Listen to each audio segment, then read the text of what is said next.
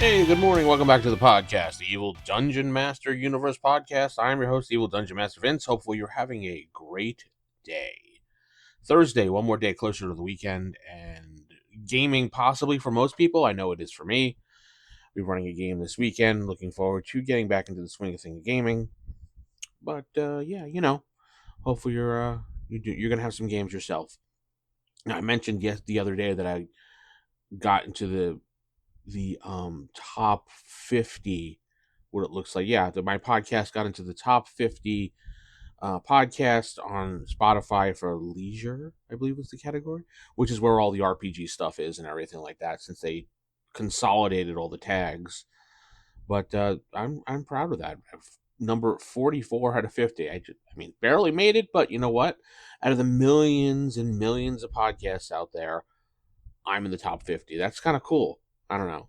I guess I get to take a moment to congratulate myself.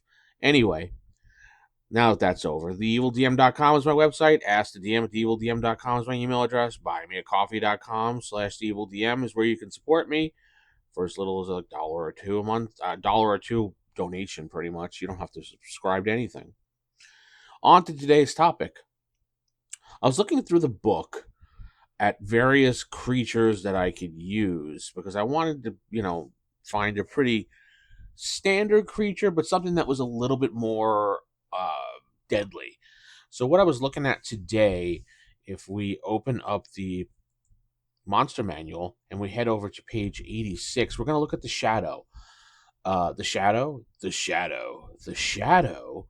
you say. There's no picture of the shadow because you really can't see the shadow because the shadow is basically what it is, a shadow. Now, their appearance is rare, and 2 to 20 of them could appear at one time. So 2d10. 2d10 is what it is. Armor class is 7. Movement hit dice is 12 inches. Hit dice is 3 plus 3. 40% chance in layer. Treasure type F. Number of attacks 1. Damage is just 1d4 plus 1, but they have a strength drain. They can only be hit by plus 1 or better weapons. Magic resistance C below. Their intelligence is very low. They are chaotic evil, man-sized, and they don't have any psionic abilities. Not that I really play with psionic abilities, but they don't have any. This horrible undead creatures are found amidst ancient ruins or deep beneath the ground. As they exist primarily on the negative material plane, they drain strength every hit by merely touching an opponent. They attack the living things without hesitation in order to gain life force of their prey. In addition to the 1d4 plus 1 hit points of damage their chill touch causes, each hit also zaps 1 point of the victim's strength. If a human opponent reaches 0 strength or hit points, the shadow drains his life force and he becomes a shadow. Note that the strength returns from the creature in 2d8 turns after being touched.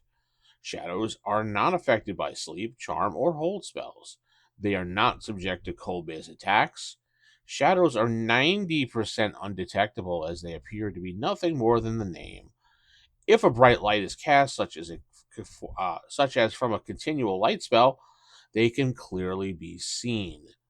So these creatures are an excellent type of creature to have in your campaign. They're not all that powerful because your strength does return. Now it says if a human opponent, I'm gonna DM fiat that and say if any, and they use human as basically just a substitute word for any person. So any human opponent, I guess it's just a generalized term. So it could be an elf, it could be a dwarf, it could be a halfling, it could be whatever. Will become a shadow.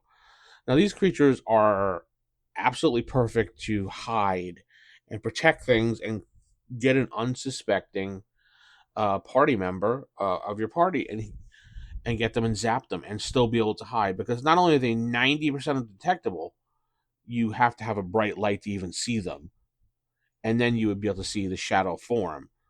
I would think that attacking them, not only you're not able to see them, but you'd be attacking under the blind rules of -4 when trying to hit them because you don't know where they are, and chances are you can't see them. I mean, do you make them roll once to do 90% undetectable? Oh, well, you don't see them. So something touches you, and as you spin around, it's no longer there because you can't see it. By the time you do see it, the shadow is gone. So, think ways you could probably use this is you could keep them as guardians of like an ancient burial place. The shadows are protectors in like this ancient temple or a treasure room. Their near invisibility makes them like a deadly surprise for any treasure hunter. Characters will be forced to think creatively to illuminate the area or risk succumbing to the unseen threats in the room of these shadows. They can also be used in like abandoned mines or dungeons where the light is sparse. They could attack the party from all different directions, slipping in the shadows between strikes, creating a feeling of unease and relentless pursuit. I think that's an interesting way to do it. Have these things just kind of come out, touch you, and then they're gone. There could be another place with like a cursed battlefield encounter. Players player characters position themselves on the field and they're walking around. The shadows are in here in the ancient battleground where the dead have fallen. Well, the dead have fallen. Well, the dead are fallen. Shadows can attack weakened players and drain unsuspecting allies, and risk transforming into shadows themselves will push the players to finish combat quickly and escape the area before they become a shadow themselves. And these shadows could be lurking anywhere inside this little battleground in your formal battleground that you went across and just be lurking ready to hit you. And they're not going to be out in the daytime, obviously, because it's daytime. You'd be able to see them. Nighttime is probably when they're going to go out, when it's least be able to see them, like the moonlight, things like that would make them into a shadow. But you can, it's a shadow creature is kind of weird, and I'm thinking of ways in my head how to describe how this shadow creature would look other than you see shadows out of the corner of your eye, kind of like the whole uh, shadow man type legend thing. You see him at the corner of your eye, but it's not there. You see shapes, it's not there. You could describe it like that. uh, a lot of the shadow men, like how they say they look, you could describe that nothing more than a shadow across the wall.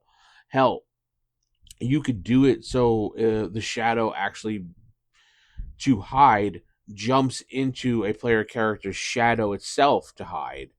So if you were in a dungeon, for example, or from maybe a temple, whatever, and they got this torch lit and they're walking around, the shadow can actually slip into uh, your player character's shadow and hide in that darkness of the shadow while you're walking around. And I keep thinking of the vampire movies, especially Dracula Dead and Loving It, when Leslie Nielsen's shadow kept trying to attack Renfield all the time. So there's different ways you could do it, and that's kind of one of the ways. The shadow is not noticeable, so if you don't know what you're looking for, you're never going to see this shadow. Especially they made it 90% undetectable, so there's no way. That's why this is kind of a creepy creature to use, and with the plus one or better weapons to hit, you're not hitting it, regardless if you see it. So you better have a bonus magic weapon item going on there. I don't know. Tell me what you think. How you use a shadow? Have you used a shadow in your game? I'm interested to hear. Uh, Hit me up in the comments on Spotify or YouTube when you're listening to this. I really want to hear what you think. And with that, I'm going to head out. Keep it original, keep it old school. Good night. God bless, and keep those AD&D fires lit.